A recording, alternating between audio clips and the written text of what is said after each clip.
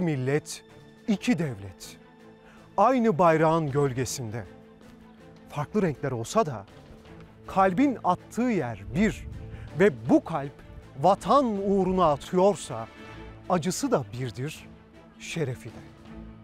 Bugün şehit tahtında da tarif edilmesi güç bir hikayeye şahit olacağız. 2 kez şehit verdi, 2 kez yandı yüreği. Bir milletin yüreğinde 2 bayrağın gururuyla yaşayan Hicran Teyyeva.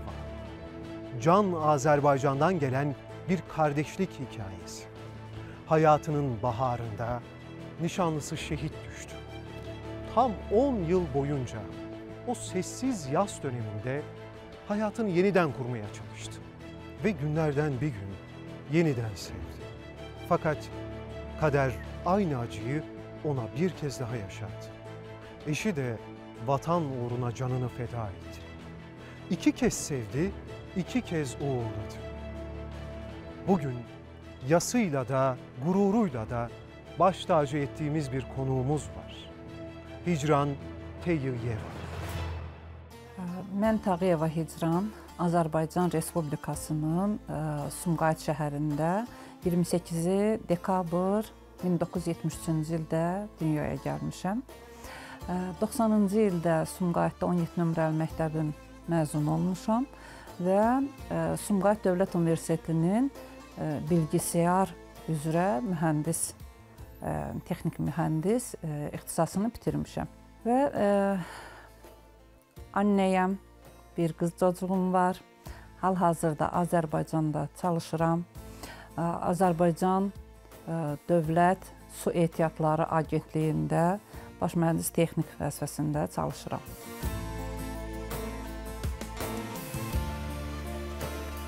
...92-ci ildə mən nişanlandım. Nişanlım mənim babamın teyzə torunu.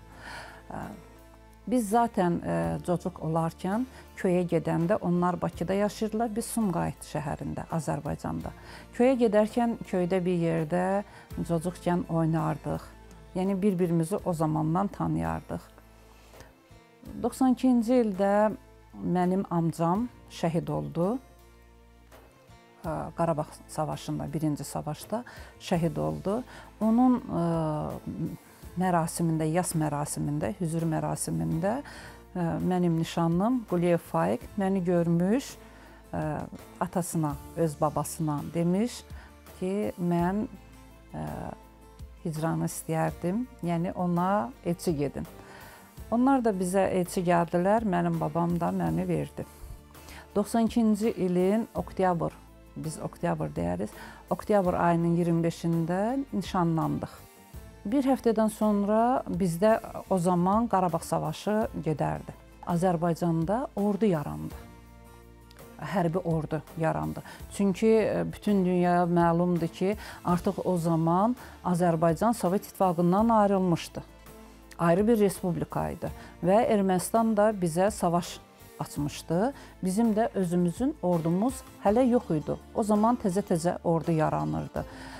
O zaman Sovet İttifaqında hərbi xidmətdə olmuş hərbiçilərimizi, yəni istefada olan hərbiçiləri ordu yaranan zaman onları orduya dəvət edirdilər ki, yəni siz olmalısınız müharibədə, savaşda iştirak eləməlisiniz.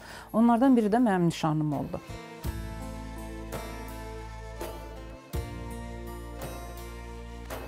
Dəvət etdilər onu.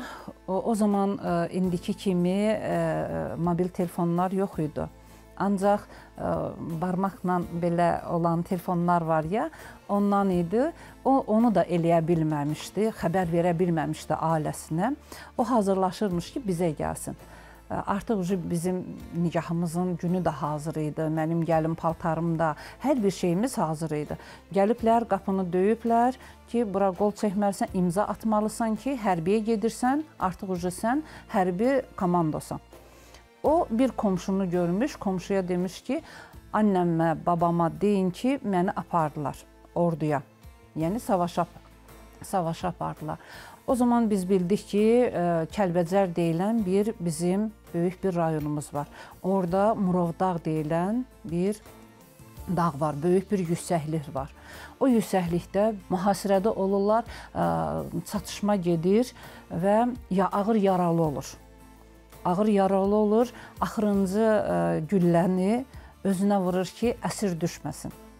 Ermənilərə, düşmənlərə əsir düşməmək üçün axırıncı gülləni özünə vurur.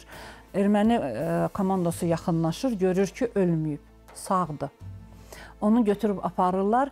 Ermənistanda Spitak deyilən bir şəhər var. Orada qadınlar üçün, bayanlar üçün cəza evində var imiş. Aparıblar ora. Orada hərbi əsirlərə böyük bir işgəncələrlə onları orada qətlə yetirirmişlər. Onlardan biri də mənim nişanlım. 6 ay heç bir xəbər bilmədik ki, ölübdür, qalıbdır, heç bir şeyi xəbərlər bilinmirdi. 6 aydan sonra birinci savaşımızda bizdə 92-ci ilin fevralın 25-dən 26-sına keçən gecə böyük bir Xocalı soyqırımı olmuşdu. Soyqırımından orada ermənilərdə həmən o cəza evində mülki əsirlər, qoca bəylər, qoca nənələr, babalar, dədələr var idi. O qoca dədələrdən birini o vaxtlı qırmızı aypara, qızıl ay əsirlərlə, hansı ki onlarla işləyirlər ya, oradan bizə məktub gətirdilər və bir nəfər Xocalıdan olan qoca bir dədə də gəlmişdi bizə. Nişanlımdan mənə məktub gətirdilər. O məktubu gətirən zamanda həmən o qoca dədə də oradaydı. Qoca dədə danışdı ki, bəs ona çox böyük bir işgəncələr verirdilər. Onu döyən zaman, ona işgəncə verən zaman onun üstündən, üzərindən bir foto düşmüş yerə. O fotoda mənim fotom olubdu. Erməni əskəri, zabiti o fotoya insana layiq olmayan qeyri-etik hərəkətlər etmiş ona, şəkilə, fotoya. Mənim nişanlım da bunu götürməmiş, bunun üstünə hücum edərək, bunu boğub öldürmək istəyən zaman o biri əskərlər, ermənilərin əskərləri gəlib bunu tutublar ki, öldürməsin, ermənini öldürməsin və buna başlayıblar işgəncə verməyə. Cəsədi gələndə, cəsəddə də görsənmişdi, həqiqətən də o şeylər ona, o işgəncələr ona verilib.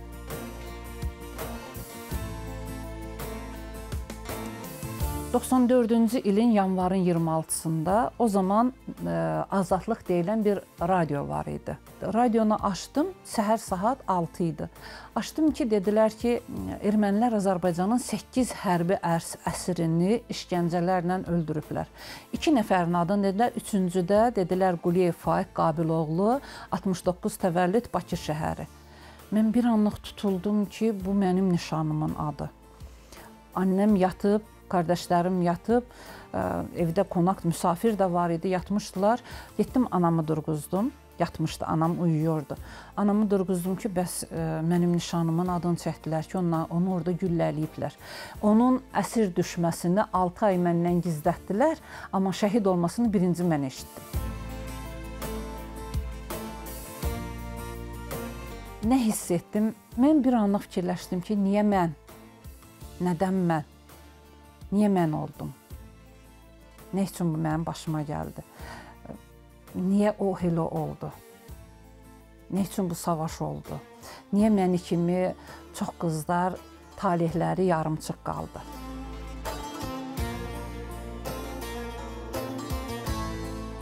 Xəbər gəldi, bildik, yanvarın 26-sı 8 dənə hərbi əsirlərimizi yaxın məsafədən güllələmişlər göz nahiyəsindən. Mart ayının 1-də biz ermənilərdən onları aldıq. Biz onların meyitlərini, cəsədlərini almaq üçün çox mücadilə verdik. Onlar bizdən çox şeylər istədilər, petrol istədilər, əsasən petrol istədilər.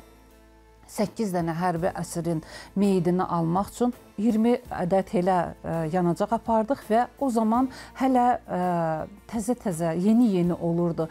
Böyük maşınlar var və cip maşınlar, elə maşınlar istəmişdilər. Bizlər bunlardan hazırladıq. Mart ayının 1-də bizdə Qırmızı Körpü deyilən yer var, Qazax rayonunda. Hansı ki, oradan Gürcüstana da sərhəddir. O istiqamət həm Ermənistan, həm Gürcüstan, həm Azərbaycana üçünü bir sərhəd, sınır. Biz oraya getdik cənazələrimizi almaq üçün. Ermənilər, onlar məni də əsir götürmək istədilər. O zaman mənə vermişdilər, biz limonka deyirik, balaca bir qumbara olur ya, vurursan, atırsan, partlayıcı olur. Halbuki yanımızda da yanacaqlar var idi. Dedim, əgər yaxınlaşarsınızsa, mən bunu atacam, hamımız burada öləcəyik. Nəsə onlar qorxdular, yaxınlaşmadılar, meyitləri aldıq. Mart ayının birində Azərbaycana, Bakıya, bizdə Respublikanski deyilən bir böyük bir hastanə var. Dövlət hastanəsi, onun morquna gətirdik. Bir ay o meyitlər orada qaldı. Onları, meyitləri orada ekspertiza etdilər. Bəli, Türkiyədən, İsveçdən, İngiltərədən, Amerikadan, Rusiyadan, hər bir yerdən gəldilər onları yoxlamağa, DNK-lar eləməyə. Çünki hamısı yaxın məsafədən, mən özüm də getib baxmışdım meyidə. Yaxın məsafədən göz nahiyəsindən vurmuşlar, amma ermənilər belə bir panika demişlər ki, güya qaçan zaman bunları vurublar. Qaçan zaman insanı gözdən vurmaq olarmı? Arxadan. Mümkünsüz şeydir. Və orada bir ay onları DNK eləyəndən sonra meyitlər, cənazələr verildilər dəfinə. Artıq şəhid. Yanvarın ayının 26-sından o şəhid, biz onu şəhid bilirik.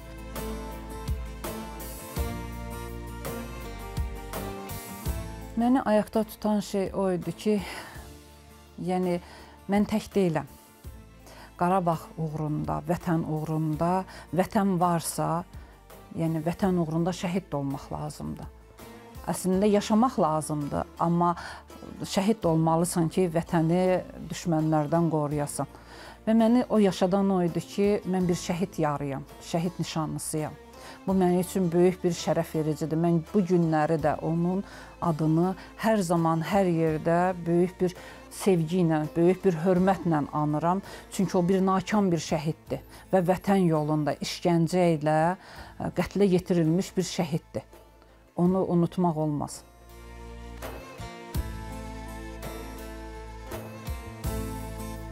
On il mən onun hüzurunu saxladım. Yəni onun yasını saxladım. Hər zamanda mən onun qəbrini ziyarət edirdim. Məzarlığa gedirdim, məzarını ziyarət edirdim. Mənə çox adamlar deyirdi ki, artıq 10 il keçib, unut, getmə. Məni heç kəs bu yoldan döndərə bilmədi. Mən bugün də onun qəbrini ziyarət edirəm. 10 ildən sonra artıq mən öz amca oğlumla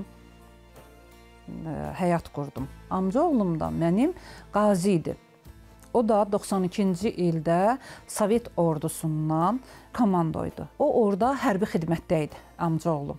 Onları Azərbaycan Müdafiə Nazirliyi, yəni hərbi bakanlığımız onları geri Azərbaycana, vətənə geri döndərdilər və bizdə böyük komandamız olan Şirin Mirzəyev, milli qəhrəmanımız Şirin Mirzəyev komando batalyonu yaratmışdı.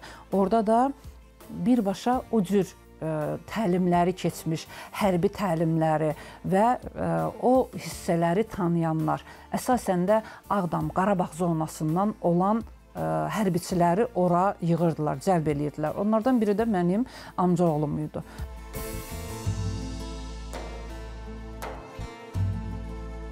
Və o zaman mənim nişanlımın meydini almağa, onun cəsədini almağa belə mənim amca oğlum, sonradan eşim olan amca oğlum belə onların cənazələrini almaq üçün Ermənistana ora, onlar komando kimi getmişdilər. 98-ci ildə mənim eşim, amca oğlum müharibədən, hərbi xidmətdən təxris olundu. Yəni hərbi xidmətin başa vurdu. Amma o zamana qədər, 92-ci ildən 98-ci ilə qədər dəfələrlə yaralandı. Qazi oldu, onun qəlpələr var idi bədənində, başında, belin, onurğa sütununda. Yəni sonunda bir qazi oldu.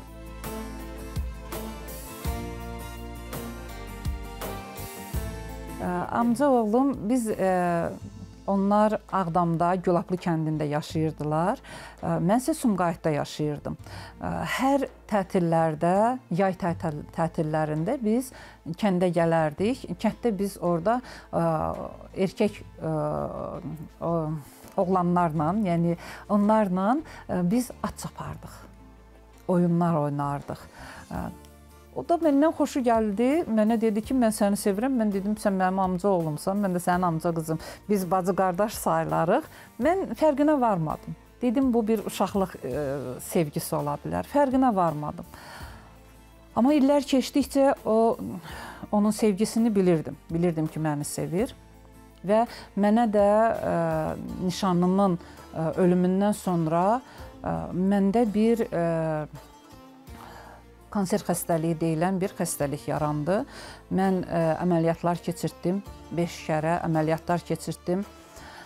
Komaya düşdüm, ayıldım və mənə iç orqanlarımdan götürdülər. Həkimlər, doktorlar götürdülər və doktorlar belə qərar verdilər ki, tez bir zamanda mən ailə həyatı qurum. Əgər ailə həyatı qurmasam, qalan iç orqanlarım da götürüləcək, artıq mən anne ola bilmərəm. O zamanda mən amca oğlum ağır vəziyyətdə evdə, öz evlərində ağır vəziyyətdə yatırdı. Mənə onların bir qonşusu zəng elədi ki, telefon etdi mənə ki, vəziyyəti çox pisdir, səni sayaqlayır. Mən işdən çıxdım, getdim ona baş çəkməyə, gördüm ki, doğrudan da onun vəziyyəti çox pisdir. Ambulans çağırdım. Ambulans gəldi, onu tədavi elətdirdim özüm. Çünki o sonunda mənim bir amca oğlum, həm də qazi. Mən özüm vətənpərvər olaraq, həm də ki, amca oğlum, hər də o işin içində olmuşuq deyənə, ona görə hər bir şeyi, sevgini də qırağa qoyaraq ona bir insanlıq borcumu yerinə yetirdim. Ambulans gəldi, dedilər, bu tədavi görməlidir, mütləq tədavi görməlidir. Tədavi gördü, tədavidən sonra biraz özünə gəldi, ayaqlandı. O yenə mənə dedi ki, mən istərəm evlənək. Və mən də bu qərara verdim. Sanki Rəbbimlə mən bir kontrakt bağladım ki, mən ona baxım, mən onun qulluğunu çəkim, Rəbbim mənə bir övlad qismət eləsin. Yəni, bir övladım olsun. Sonunda mən də bir ana olum. Çox şükür, 5 ildən sonra bizim bir övladımız oldu, bir qızımız oldu. Qızımızın 1 yaş 9 aylığında artıq o getdikcə onun xəstəliyi, onun bədənindəki olan o qəlpələr onu çox incitdi. Çocuğumuzun 1 yaş 9 aylığı olanda o komaya düşdü. 2 il 8 ay komada qaldı. Mən demək olar ki, hər bir gündən bir, 2 gündən bir qaçırdım, gedirdim, işdən çıxırdım, gedirdim onun yanına. Çocuğumuzun haqqında danışırdım, ona söylənirdim. Öz haqqımda bugün nə işlər görmüşəm, nə görüşlər olub, nələr olub, hər şeyi onunla bölüşərdim. O 2 il 8 ay ərəfəsində hansısa bir düyünə gedərdimsə də belə, gedimmi, getməyimmi? Sanki elə bilirdim ki, o yatıb orada.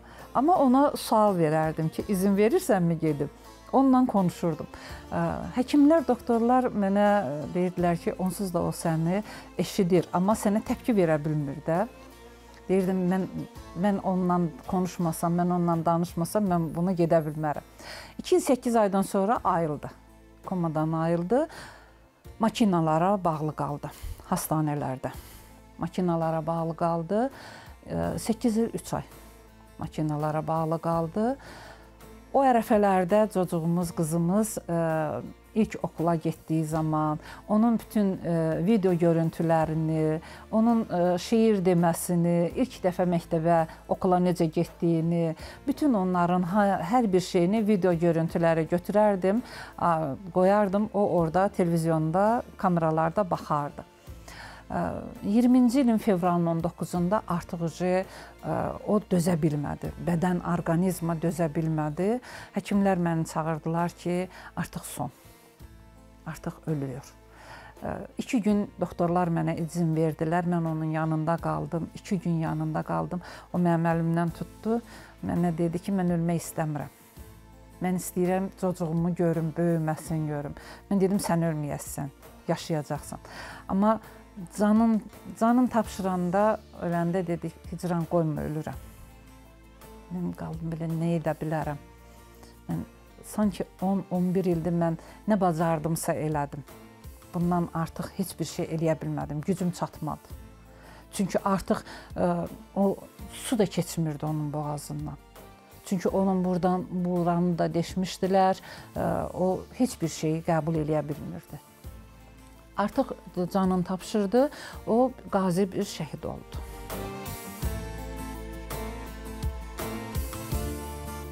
İkinci kəs bu acını yaşadım.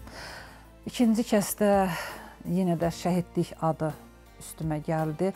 19 yaşımdan bu qara geyimdə, qara örpəklə şəhidlərin adlarını yaşatdım. Mənim 2 şəhidim, bu mənim taleyimdə, qismətimdə olan 2 şəhidim. Amma mənim okul yoldaşlarım, okul sinif yoldaşlarım 16-sı şəhiddir. 73-cü illərdən olan 16 dənə okul yoldaşlarım şəhiddirlər Sumqayıtdan. Öz qardaşım Tağıyev Natiq, o da bir qazi. Birinci Qarabağ savaşı mənim aləmə 35 dənə şəhidimiz var.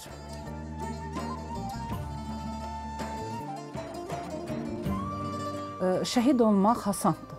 Şəhidin adını yaşatmaq o bizlərin borcu. Bizlər onu yaşatmalıyıq layiqincə, şərəflə. O hər bir insana qismət olmaz şəhid olmaq. Şəhid öldü, bastırıldı, dəfn olundu. O şəhid öz adını yaşada bilərmi? Mümkünsüzdür. Onu yaşatmaq bizim boynumuzun borcudur.